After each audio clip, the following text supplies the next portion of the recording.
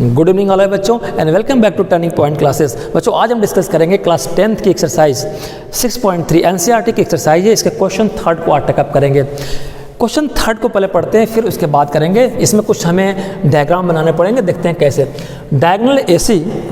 Diagonal AC and BD of a trapezium ABCD with AB parallel to DC intersect each other। कौन intersect करता है? Diagonals की बात कर रहा है। ऑल द पॉइंट O यानी डायगोनल O पॉइंट पे इंटरसेक्ट करेंगे using similarity criteria for two triangle so that OA upon OC equal to OB upon OD। ये क्या, इसका मतलब क्या निकला कि एक ट्रेपेजियम है, एक ट्रेपेजियम बनाने हैं। ट्रेपेजियम ये लीजिए, मैंने एक ट्रेपेजियम बनाया। ट्रेपेजियम क्या होता है? बहुत पहले हमने बेसिक में बताया था। एक ट्रेपेजियम बनाना है, इसका नाम रखना है A B C and D। क्या नाम रखना है? A B C D, या चाहो तो ऐसे भी रख सकते हो A B C D, आपकी मर्जी। ये मैंने क्यों मिटा कर दोबारा लिखा कि बच्चे कंफ्यूज ना हो, जो मर्जी ओ नाम लिखो, बेसिक कंसेप्ट को देखना है। A B C D एक हमने ट्रेपेजियम बनाया, इसमें दो डायगोनल्स बनेंगे AC और BD। तो डायगोनल्स क्या रहा? AC यानी कि C पॉइंट को यहाँ करना था, और एक क्या BD डायगोनल्स थे। ठीक है, यहाँ पे आ जाएगा। ठीक है, तो डायगोनल्स क्या हुआ? AC और BD डायगोनल्स हो गए। और AB पैरेलल टू DC, ये जो AB लाइन है ये पैरेलल किसके हैं? DC के, ये गिवन है। और दोनों ही पॉइंट किस पे कट करते हैं? पॉइंट O पे कट करते हैं। हो गया। सिमिलरिटी क्राइटेरिया का यूज करना है कि कोई दो ट्रायंगल में सिमिलरिटी क्राइटेरिया यूज करिए कि दोनों ट्रायंगल सिमिलर है। अगर ऐसा है तो ये एक्सट्रैक्ट करना है, ये आपको प्रूफ करना है, ये फाइंड करना है। ठीक है, अच्छा इसमें कितने ट्रायंगल है? 1 2 3 4। कन्फ्यूजन हो गई, मैं कौन सा ट्रायंगल लूँ?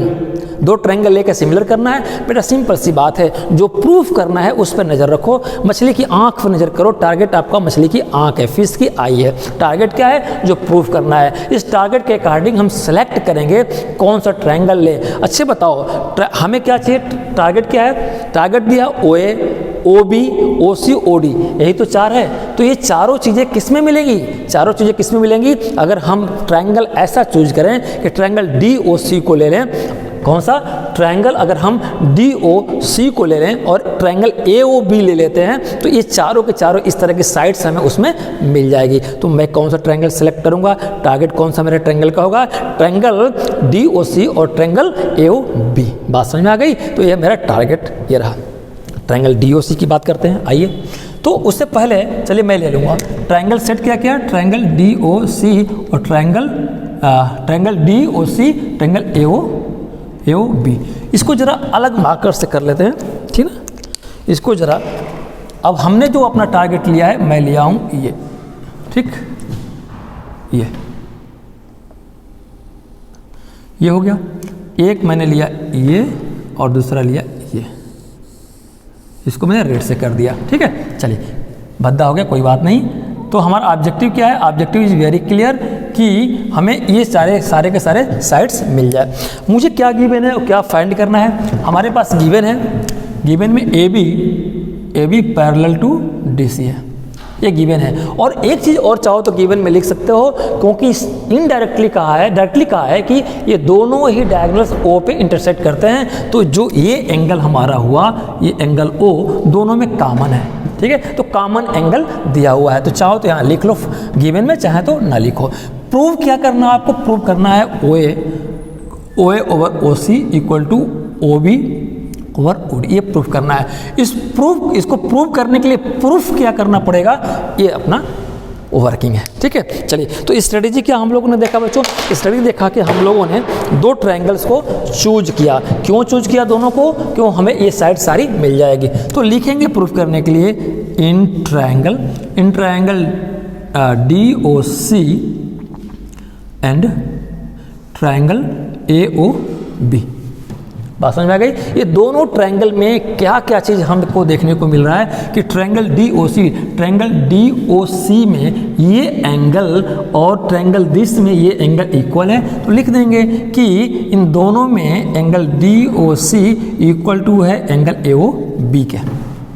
और कैसे लिखोगे? देखो बेटा, ज्योमेट्री में अगर आपने रीजन नहीं दिया तो examiner have right to cut your marks, less your marks, वो कट कर सकता है। तो मुझे यहाँ क्या देना पड़ेगा, ये कैसे लिखा, वर्टिकली कौन से एंगल है, अपोजिट एंगल, ठीक है, वर्टिकली अपोजिट एंगल है। अच्छा, एक तो बात हो गई, बहुत शांति से समझना है।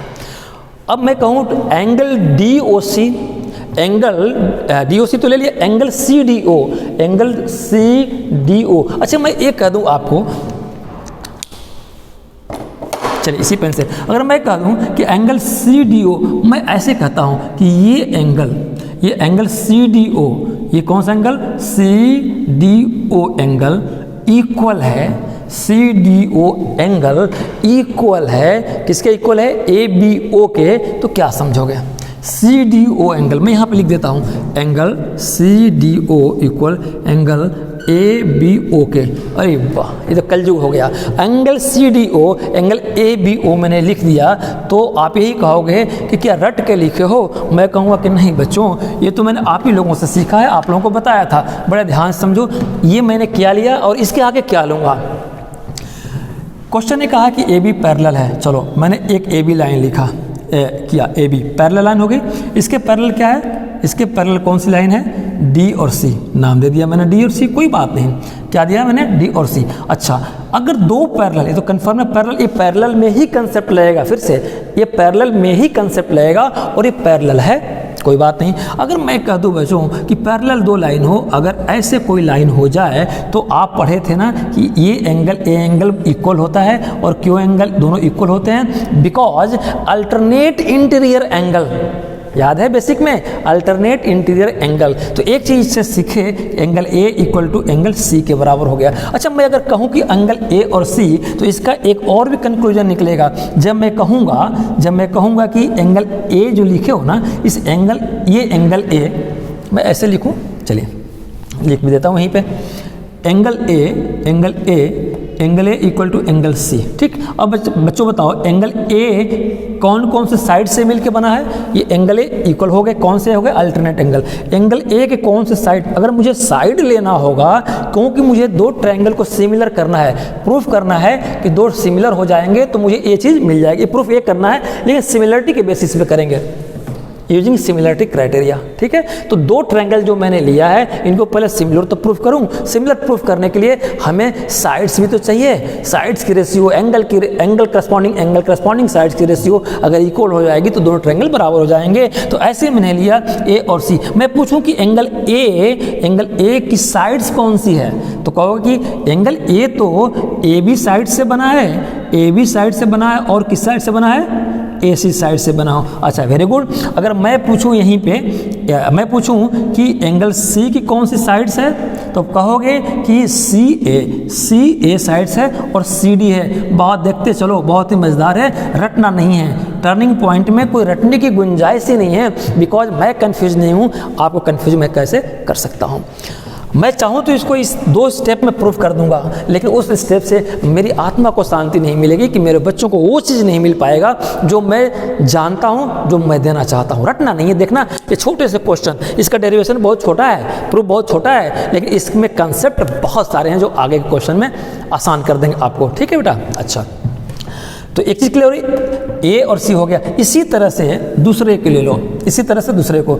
अगर मैं कह दूं कि दो पैरेलल लाइन है भाई, ठीक है, ये छोटा सा लेता हूँ इसको, ये पैरेलल लाइन कौन सी थी, A और B और D और C।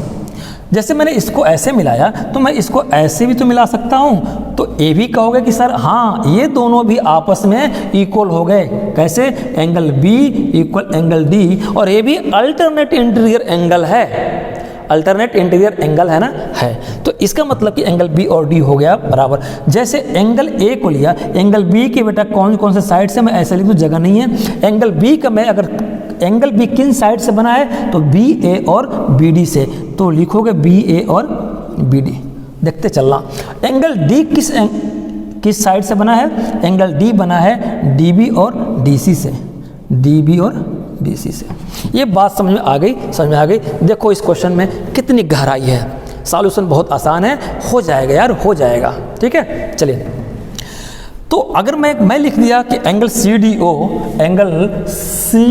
O equal angle A B O के, यानी कि ये डी एंगल किसके हो गए, बी के इक्वल, बी का इक्वल ना। कैसे, देखो डी बी के इक्वल मैंने कैसे किया, ये डी और बी यही है ना, दो पैरेलल लाइन में ऐसा खींच दिया तो एक बी मिल गया, एक डी मिल गया, एक बी मिल गया, एक डी मिल गया, और ये अल्टरनेट एंगल है, ठीक है। इसी तरह से मैं angle B A C equal to angle A C D को भी बराबर करूंगा। फिर सरप्राइज मत करना, एंगल डी सी ओ, ऐसे ही एंगल डी सी ओ किसके इक्वल हो जाएंगे, angle D C O equal हो जाएगा एंगल बी ए ओ के, एंगल बी ए ओ के।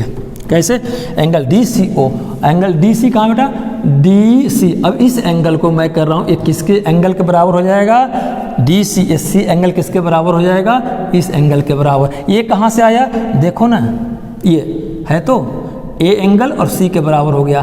तो ये दो पैरेलल लाइन थी, इसमें हमने ऐसे मिला दिया, इसको मिला दिया तो ये दोनों हो गए। कैसे, ये कैसे आपने इक्वल किया, ये दोनों को लिखेंगे अल्टरनेट इंटीरियर एंगल, ठीक ना। ये माजरा है इसका। बाकी तो मैं जैसे बाकी टीचर कहते हैं वैसे मैं लिख दूंगा कि इंटीरियर समझ लो, लेकिन जेड, हाँ इसको जेड से भी जानते हैं। देखो ये जेड का उल्टा है तो जेड में ही इंटीरियर एंगल इक्वल होते हैं, और ये भी जेड बना है तो ये इंटीरियर, तो जेड एंगल भी बोलते हैं या अल्टरनेट इंटीरियर एंगल भी इसको बोलते हैं। बात समझ में आ गई। इन एंगल को बनाने वाली साइड्स ये है, इसको ध्यान रखना, अभी बच्चों ये काम आने वाली है, यही तो इसकी जान है। ये इन एंगल को कौन कौन से बनाएंगे, साइड ये। अब हमारा ऑब्जेक्टिव क्या है, ऑब्जेक्टिव क्या है कि हमने दो ट्रायंगल के सभी एंगल को इक्वल कर लिया। कैसे इक्वल कर लिए, आप देखो अभी दिखाया ना, एंगल सी किसके इक्वल है, एंगल ए के, एंगल डी किसके इक्वल है, एंगल बी के। मैं लिख सकता हूँ यहाँ पे angle A equal to angle C और angle B equal to angle D. ये कैसे पता चला हमें, इसी से, अल्टरनेट यहाँ लिखने की जरूरत नहीं, यहाँ पे दे चुके हो। कैसे, यहाँ पे ए है ना, ये एंगल ए ले लिया और यहाँ पे सी ले लिया, और ये बीच वाला ही एंगल होता है डी और बीच वाला ही होता है बी। ये अल्टरनेट एंगल से एक एंगल मुझे गिफ्ट में मिल गया, angle O equal to angle O, ये लिख देंगे कॉमन, ये कॉमन एंगल।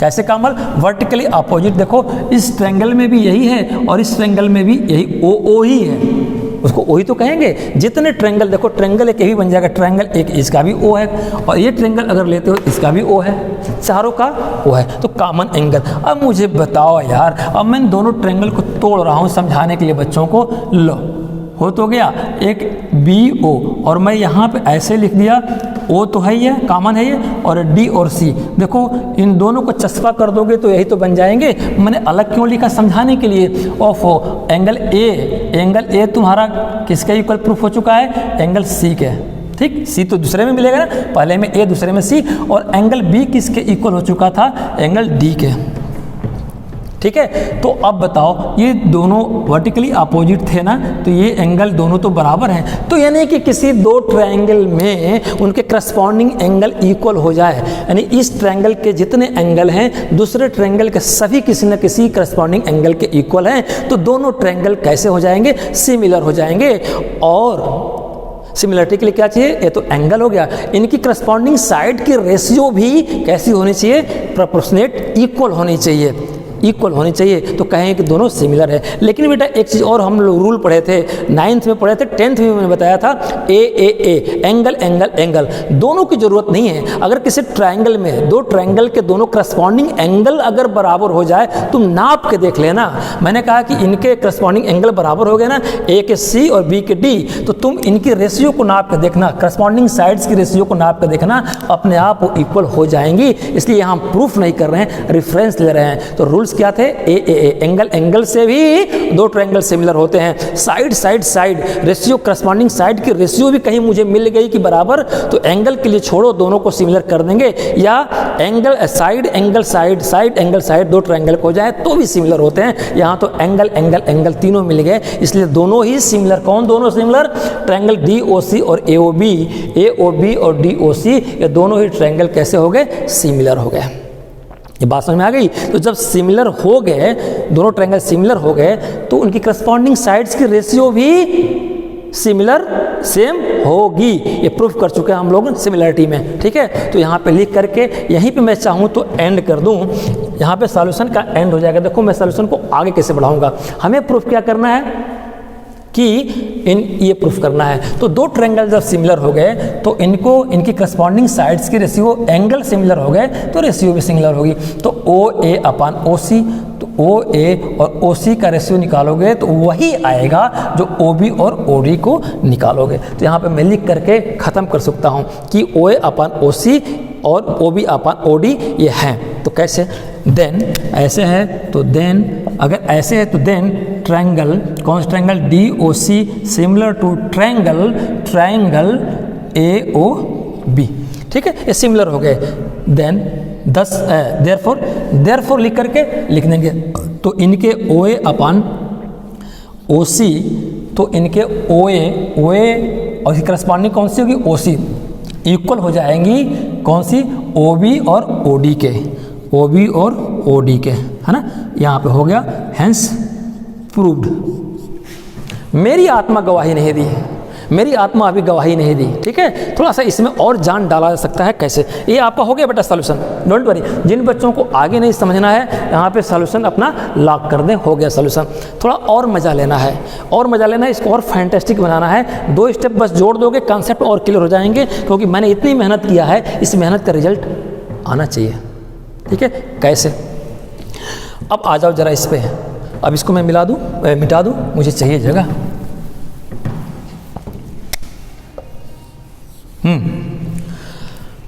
ऑटोमेटिकली हमें ऐसा मैं कुछ प्रूफ करूंगा जो ऑटोमेटिकली ये आ जाएगा।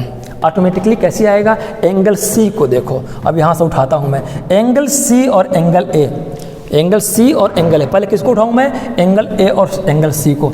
Angle C equal to angle A, कैसे, ठीक है, एंगल C और एंगल A। तो हम A से शुरू करेंगे, या इसको कन्फ्यूजन किसी बच्चे को होगा कि ऐसे लिखे, नहीं, मैं उल्टा काम करता हूँ। मैं यहाँ पे angle A equal to angle C भी लिख दूंगा, ठीक है। अब A से शुरू करेंगे, अब A से शुरू करेंगे कैसे, तो A को इसको कौन सी जो ट्रायंगल मैंने मिटाया था ना, मिटाना नहीं चाहिए था, है ना। चलिए कोई बात नहीं, छोटा सा बना लेते हैं, जगह कम है, एक छोटा सा बना लेते हैं। कौन सा, ABO। मेरा थोड़ा टाइम लगेगा, डोंट वरी, इसको सीखना बहुत ज़रूरी है। D और C। एंगल A किसके इक्वल है, एंगल C के। एंगल A के लिए साइड कौन कौन सी होती है, एंगल A को कौन कौन सी साइड मिलकर बनाई है, AO और OB, ठीक है। तो एंगल A को मिला के बनाई कौन सी, AO। एंगल A को किसने बनाया, एंगल A को AB और AO, यानी कि AO और AB बनाई मिलके। और एंगल C को किसने मिलके बनाया, एंगल C को देखो, एंगल C को CO और CD, CO और CD, ठीक। इन दोनों का प्रोपोर्शन निकाल लो। दोनों का प्रोपोर्शन क्या हुआ, यहाँ से अगर देखोगे तो जब ये, अब एंगल क्राइटेरिया देख लो, साइड एंगल साइड, जैसे ये एंगल लिया आपने ना, एंगल ए, इन दोनों ने, और ये दोनों बराबर है ना, बराबर है। तो जब दोनों एंगल बराबर है तो इस एंगल को बनाने वाली साइड्स, इस एंगल को बनाने वाली साइड की करस्पॉन्डिंग रेशियो भी इक्वल होगी, मैंने पढ़ाया था। इसका मतलब ये हुआ कि यहाँ से AO ओवर, तो A का कौन सा, AO, तो इसकी करस्पॉन्डिंग किस में, C में है ना, तो CO, तो ये CO इक्वल हो जाएगी AB ओवर CD की। यहाँ से मिल गया ये। अच्छा, इसी तरह से देखो D और B की, एंगल D लिखा, angle D equal to angle B है ना, एंगल B को लेते हैं, हाँ बात एक ही है ना, angle B equal to angle D, ठीक। तो एंगल B में कौन कौन सी साइड बनाई, एंगल B को आपको साइड्स कौन सी बना रही है, हाँ ये एंगल B को BO मिलके और AB मिलके बना रही है, तो BO और एक AB। और एंगल D को कौन बना रही है, OD। एंगल D को कौन बना रही है, एक OD बना रही है और एक DC बना रही है। इनसे क्या एक रेशियो हमें मिल सकता है, इनसे क्या मिल सकता है, करस्पॉन्डिंग। अगर ये दोनों एंगल बराबर हैं, ये दोनों एंगल बराबर हैं, तो इनकी करस्पॉन्डिंग रेशियो, साइड की रेशियो बनाने वाली, इस एंगल को बनाने वाली, इस एंगल को बनाने वाली, इस एंगल को बनाने वाली जो करस्पॉन्डिंग साइड, कौन सी करस्पॉन्डिंग, इसके करस्पॉन्डिंग दूसरे वाले एंगल के ये होगी, इसके करस्पॉन्डिंग दूसरे वाले ये होगी। यानी कि यहाँ से मुझे मिल गया BO अपन OD और equal to AB upon DC। AB upon DC मिल गया। अगर मैं AB अपन DC को CD लिख दूँ क्या फ़र्क पड़ेगा, कोई फ़र्क नहीं, DC और CD बात बरोबर है, ये आपको मिल गया। ठीक है, तो इनसे ये मिला और इनसे ये मिला। अब मैं सबको एक साथ लिखता हूँ, AO upon CO equal to AB upon CD equal to BO upon OD equal to AB upon DC। देखो इन दोनों को लिख लिया और इन दोनों को लिख लिया। ये सब ऐसे कैसे आए, ये एंगल जो अल्टरनेट एंगल को मैंने लिखा था उसी से आ गए। बताओ AB अपन CD या DC तो बराबर एक ही बात है, ये पूरा का पूरा कैंसिल हो गया। Naturally AO upon CO equal to BO upon OD बच गया। BO को AO अपन OC, बेटा इसको ऐसे भी लिख सकते हो, नाम में कोई फ़र्क नहीं। AO को ये AO को OA भी लिख सकते हैं और CO को OC लिख सकते हैं, नाम में क्या फ़र्क पड़ता है, साइड से चाहे यहाँ से यहाँ बुलाओ चाहे उसको यहाँ से बुला लो।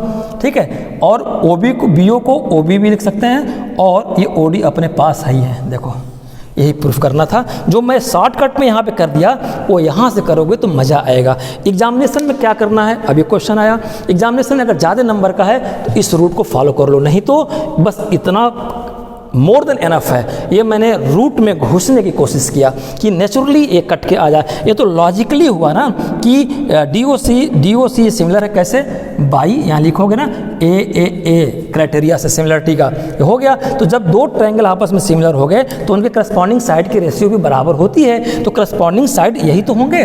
इसकी कहीं जो इस ट्रायंगल में इसकी करस्पॉन्डिंग A, इसकी करस्पॉन्डिंग इस ट्रायंगल में ये, तो लॉजिकली यहाँ पे हमने डायरेक्ट लिख दिया कि ये हैंस प्रूफ। क्या रीजन दिया, बाई AAA। लेकिन नेचुरली ये लॉजिकली हुआ, नेचुरली कोई बच्चा जानना चाहे तो यहाँ से घुस जाओ, ये भी एक कंसेप्ट है।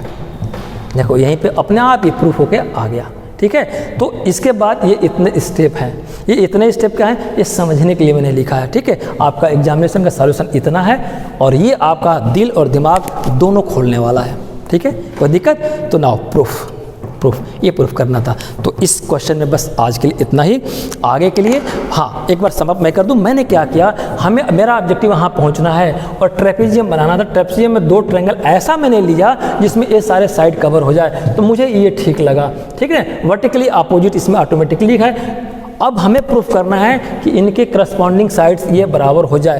तो दो ट्रायंगल सिमिलरिटी के थ्रू दो ट्रायंगल सिमिलर कब होंगे, जो उनके करस्पॉन्डिंग एंगल और उनके करस्पॉन्डिंग साइड की प्रोपोर्शनेट रेशियो भी बराबर हो। लेकिन रूल्स भी हमने कई पढ़ाए थे AAA कि दो ट्रायंगल हो, दोनों ट्रायंगल के करस्पॉन्डिंग एंगल आपस में बराबर हो जाए तो ऑटोमेटिकली मान लो कि उनकी करस्पॉन्डिंग साइड की रेशियो भी बराबर हो जाएगी। प्रूफ करने की जरूरत नहीं है, ये पीछे थ्योरम को हमने पढ़ा चुका हूँ और प्रूफ भी कर चुका हूँ। तो ऑब्जेक्टिव क्या था, ऑब्जेक्टिव क्या था, पहले इनको सबको इक्वल करना, हो गया इक्वल। कोई वर्टिकली अपोजिट एंगल से हो गया, कोई अल्टरनेट एंगल से हो गया, इनका क्रक्स यही तो निकला। तो यानी कि दोनों ट्रायंगल के इसके ये इक्वल, इसके ये इक्वल और ये दोनों इक्वल हैं, यानी कि दोनों ट्रायंगल के सारे एंगल आपस में इक्वल है करस्पॉन्डिंग एंगल। तो कह सकते हैं कि दोनों क्या है, सिमिलर है। अगर दोनों सिमिलर हो गए तो उनकी करस्पॉन्डिंग साइड की रेशियो भी सिमिलर होती है।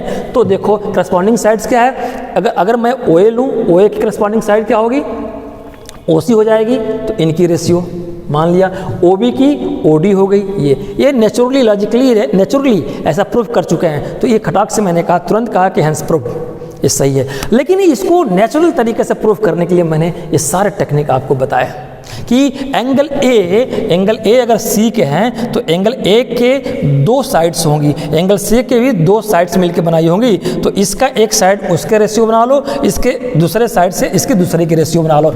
एक साइड ये है तो C का एक साइड ये, इस साइड का इससे कर लिया। ऐसे ही ये दोनों आपस में इक्वल हैं, तो ये दोनों दो साइड से मिलकर बना है। इस साइड का इस साइड से रेशियो, इसका इससे रेशियो, और सबको मैं एक जगह कर दिया, अपने आप कट गए और ये बच गए नेचुरली। दोनों तरीके से सही है।